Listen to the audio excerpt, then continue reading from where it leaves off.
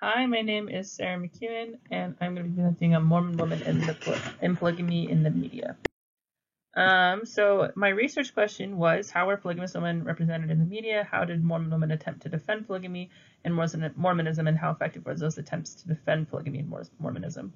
And my thesis was, women defended polygamy by claiming it allowed for greater female autonomy, was protected under the First Amendment, and was divinely sanctioned by God. And in general, I found that the voices of LDS women in defense of polygamy were discounted, ignored, and ridiculed by the world at large, if they were acknowledged at all, which often they were not. Okay, so historiography. Basically, polygamy is interesting because for a long time it wasn't really researched because people felt really uncomfortable about polygamy, understandably so, because it's just an idea that's so foreign to our Western sensibilities. And so polygamy became like a kind of just, anyway, a topic not a lot of people like to search into. The most common polygamy resources that we have, like secondary sources, are ones that just like talk about the start of polygamy in Nauvoo, its practice in Utah, and then it's the ending of the open practice of polygamy in the church with the manifesto. There's another type of source I found that synthesized Mormon women's public and personal writings and their opinions on polygamy and their defenses of it. Super useful for me, especially the public opinions part. That's like basically where half of my argument comes from. So it was super important for me. And then because that's like the only really secondary source on women in the media, that's when you have to look at journals and articles and newspaper magazines, journals and articles and newspaper magazines, newspaper articles and magazine articles to figure out what these women were thinking and feeling. All right, and then here's Mormon polygamy. This is like kind of a classic example of that kind of narrative that starts in Nauvoo and goes to the manifesto. And this is the woman's exponent. This is just what it looks like. So, all right, so I'm just going to go over the main arguments for polygamy, and I'll have some quotes. If you want to read the quotes, go ahead and stop, pause, and read them, because I just don't have enough time to read them, I've discovered. So, basically, the first argument was that for polygamy was that the practice of it was defended under the First Amendment. So there's this whole idea of free practice versus free belief that the United States Congress, the United States government differentiated between that, allowed the United States to limit the practice of polygamy. Basically, they said as a religion you can believe whatever you want, but you can't practice whatever you want. So the moment you believing in polygamy turns into you practicing polygamy, that's when the law steps in and has to prevent you from doing that. The Supreme Court supported this stance of free belief over free practice.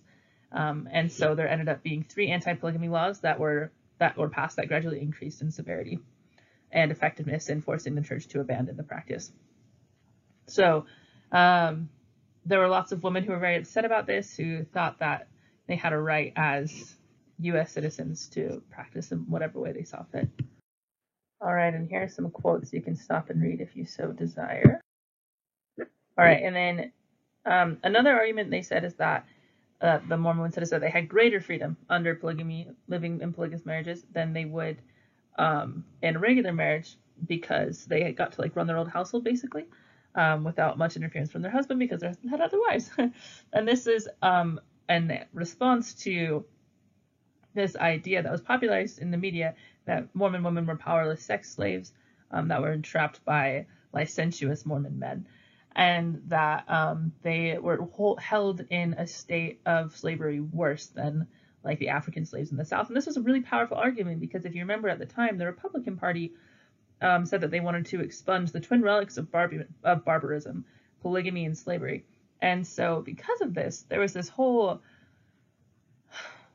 there was already this connection in people's minds between slavery and polygamy. And so it was a really easy jump for anti-polygamists to make that these Mormon women were also held in a state of slavery. And they were much more pathetic, sympathetic figures. I think maybe sympathetic is the best word to use here, because they were white.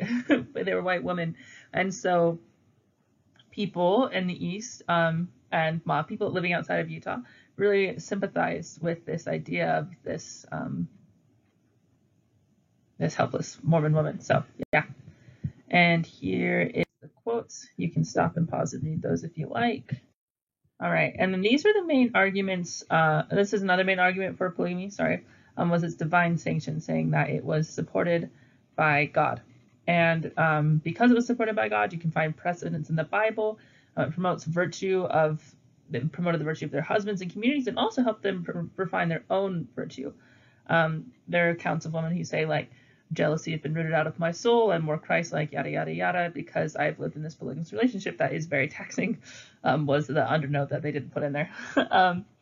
And so the way that people respond to this expression of faith for women in polygamy is that they must be either ignorant, so completely uneducated, just fooled into thinking this, or they're religious fanatics. They're driven out of their minds with fervor for their religion.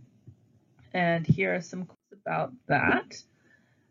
So you can pause and read that if you like.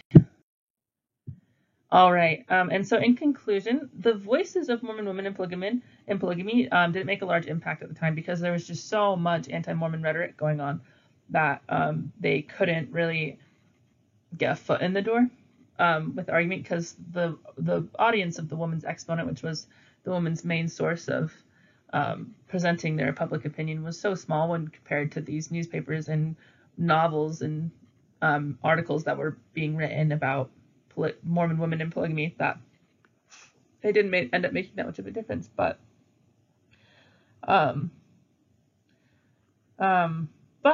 just because they didn't make a difference at the time doesn't mean that they can't help us understand what it was like to live in a polygamous relationship back then.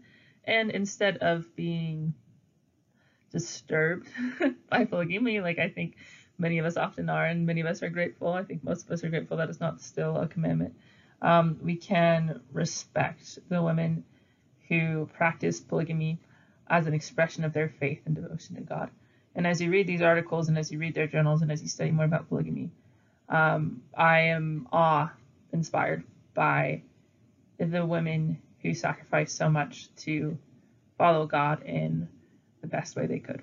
And I want to follow their example and be courageous enough to follow God's commandments at all times in my life. So that's my presentation on Mormon women in polygamy. I hope you liked it.